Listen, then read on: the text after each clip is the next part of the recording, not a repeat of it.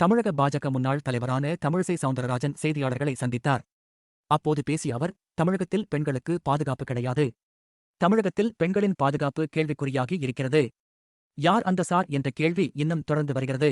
இதுபோன்று கவலை அளிக்கக்கூடிய சம்பவம் நிகழ்ந்து கொண்டிருக்கும் பொழுது திமுக மற்றும் கூட்டணி கட்சிகள் காசா போரை பற்றி பேசிக் கொண்டிருக்கிறார்கள்.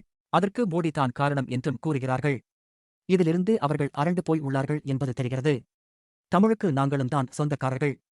தமிழுக்கு நீங்கள் மட்டும்தான் சொந்தக்காரர்கள் என்று கூறுவதை எல்லாம் ஏற்றுக்கொள்ள மாட்டோம். மக்கள் நீதி மய்யம் என்ற கட்சி ஒன்று இருந்தது.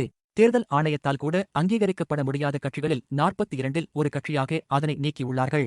திராவிட கட்சிகளுக்கு எதிராக தன் அரசியல் வாழ்வை கொண்டு வருவேன் என்று கூறிய அவர், திமுக எதை கூறுகிறதோ அதனை கேட்க வேண்டும். அவருக்கு ஒரு எம்பி பதவி கிடைத்தவுடன் திமுகவின் ஊதுகுழலாக மாறிவிட்டார். கமல் திமுகவுடன் கட்சியை இணைத்தார் என்றால் பாஜகவுடன் சரத்குமார் அவரது கட்சியை இணைத்திருக்கிறார். சரத்குமார் எங்களுடன் கட்சியைத்தான் இணைத்தார்.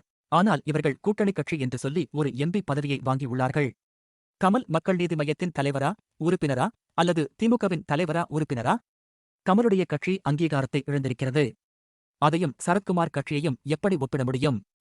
மக்கள் நீதி மய்யம் என்று ஒரு கட்சி இருந்ததுன்னு ஏன் சொல்றேன்னா, இன்னைக்கு தேர்தல் ஆணையத்தினால் கூட அங்கீகரிக்கப்பட முடியாத கட்சியில 10ஓடு 11 இல்ல 42ல 1 அதை நீக்கி இருக்கிறாங்க. ஆனா அவரு இந்த திராவிட மாடலுக்கு திராவிட கட்சிக்கு எதிராக தான் நான் எனது அரசியல் வாழ்வை நான் கொண்டு வருவேன்ட்டு இன்னைக்கு என்ன சொல்றாரு? திமுக என்னெல்லாம் சொன்னாலும் அதுக்கு நாங்க கேட்கணும். திமுக என்னெல்லாம் சொல்லுதோ அடிபணியணும். அப்ப சுயநலத்திற்காக உங்களுக்கு கூட வந்த கட்சியில் உள்ளவங்களெல்லாம் அங்கீகாரம் இல்லாம செய்துட்டு அவருக்கு ஒரு எம்பி பதவி கிடைத்த உடனே டோட்டலா திமுகவோட ஊதுகுழலாம் மாறிட்டாரு. அப்ப இன்னைக்கு டிவி உடைச்சது என்னாச்சு? மாற்று அரசியலை கொண்டு வருவேன்னு சொன்னது என்னாச்சு?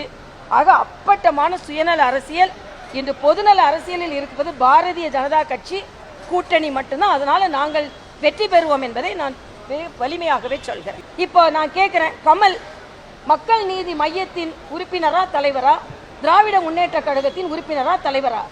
அவர் கட்சி அங்கீகாரத்தை இழந்திருக்கிறது. அது இதையும் எப்படி நீங்க சேர்ந்துவீங்க? காதல் புனிதமானதுன்னு சொன்னவர் கூட்டணி புனிதமானதுன்னு சொல்ல ஆரம்பிச்சிருக்கிறாரு.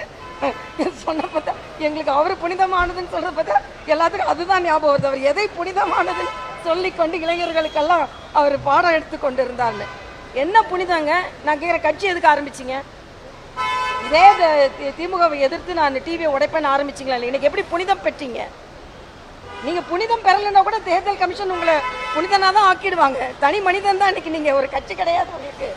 ஆக நீங்க புனிதம் பெற்றீர்களோ இல்லையோ தனி மனிதனாகி விட்டீர்களா தான் இன்னைக்கு கணக்கு. தேர்தல் கமிஷனே உங்களை ஒரு 43 கட்சியோட உடனே நீக்கியாச்சு, அவ்வளவுதான். விஜய் ஒரு நடிகர், நாங்கள் மருத்துவர்கள். விஜய்க்கு வருபவர்கள் எல்லாம் ஓட்டு போடுவார்களா என்று தெரியாது. தேர்தல் வரட்டும், அதனை பார்த்துக் கொள்ளலாம். ஆனால் வேடிக்கை பார்ப்பதற்கு கூட்டம் வரும், எங்களுக்கும் கூட்டம் வரவில்லை என்று சொல்ல வேண்டாம். கட்சித் தலைவராக விஜய் தற்பொழுதுதான் அரசியலுக்குள் வந்துள்ளார். அரசியலில் போராட்டங்களை அவர் நடத்தியது கிடையாது. திமுகவிற்கு அவர் சவாலாக இருக்கட்டும். திமுகவிற்கு எதிரான எதிர்ப்பை அவர் தீவிரப்படுத்தட்டும். திமுகவை வீட்டுக்கு அனுப்புகின்ற கடமை எங்களுக்கும் உள்ளது, விஜய்க்கும் உள்ளது. விஜய் வாக்கு சதவீதத்தை பிரிக்கலாம்.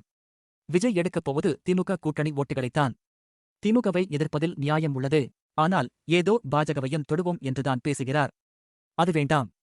2026 தேர்தல் திமுகவை வீட்டுக்கு அனுப்புகின்ற தேர்தல். அதில் விஜய்க்கும் பங்கு உள்ளது. திமுகவை வீட்டிற்கு அனுப்ப வேண்டும் என்று நினைப்பவர்கள், திமுகவை எதிர்ப்பவர்கள் அனைவரும் கூட்டணிக்கு வரலாம். அதே சமயம் இந்த கூட்டத்திற்கு வலு சேர்க்காமல் இருப்பவர்களும் திமுகவிற்கு ஆதரவாக இருக்கக்கூடாது என்பது என்னுடைய கருத்து. நான் யாருக்கும் அழைப்பு விடவில்லை என்றும் திமுகவை தோற்கடிப்பது அனைவரது கடமை என்றார். ஐயா, அவர் ஆக்டருங்க, நாங்க டாக்டர்.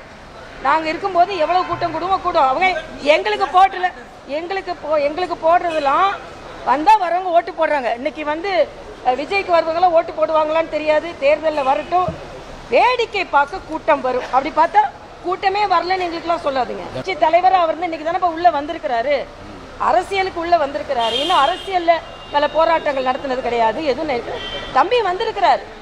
அவர் திமுகவுக்கு சவாலா இருக்கட்டும், திமுக எதிர்ப்பை இன்னும் தீவிரப்படுத்தட்டும். இன்னும் சொல்ல போனா திமுகவை வீட்டுக்கு அனுப்பின்ற கடமை எங்களுக்கும் இருக்கு, விஜய்க்கும் இருக்கு. அது நான் ஏற்கனவே சென்னையில சொல்லிட்டேன். ஒரு கட்சிக்கு மட்டும் நெருக்கடி கொடுக்க கூடாது, எல்லா கட்சிக்கும் நீங்க கொடுங்க. நான் கேட்கிறேன், இதே கேட்டேன், நான் சென்னையில கேட்டேன். முப்பெரும் விழாவுக்கு எவ்வளவு காவல்துறையினர் எவ்வளவு கட்டுப்பாடு விடுத்திருந்தாங்க? ஆனா மற்றவங்களுக்கு நீங்களே பார்த்துக்கோங்க, எப்படி உங்க தொண்டர்களே நீங்க பாதுகாப்பை பார்த்துக்கோங்களாம். அதைத்தான் நான் சொன்னேன். அது எதுக்கு அரசு வந்து திமுக காரங்களை மாத்திரம் பார்த்துக்கணும்.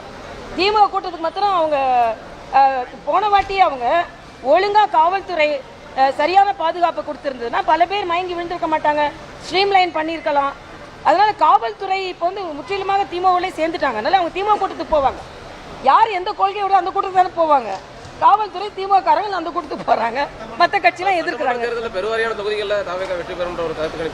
இப்ப கருத்து கணிப்புல இவ்வளவு வேணாலும் இருக்கட்டும்பா. திமுக வீட்டுக்கு அனுப்பப்படணும். தேசிய ஜனநாயக கூட்டணி வெற்றி பெறும். தம்பி விஜய் சதவீதத்தை பிரிக்கலாம்ல, நான் ஒன்றும் இல்லைன்னு சொல்லல. ஆனா அவர் எடுக்க போவது திமுகவின் ஓட்டு தான், திமுக கூட்டணி ஓட்டு தான். ஏன்னா திமுகவை கடுமையாக எதிர்ப்பது மட்டுமல்ல, திமுகவை எதிர்ப்பதில் நியாயம் இருக்கிறது.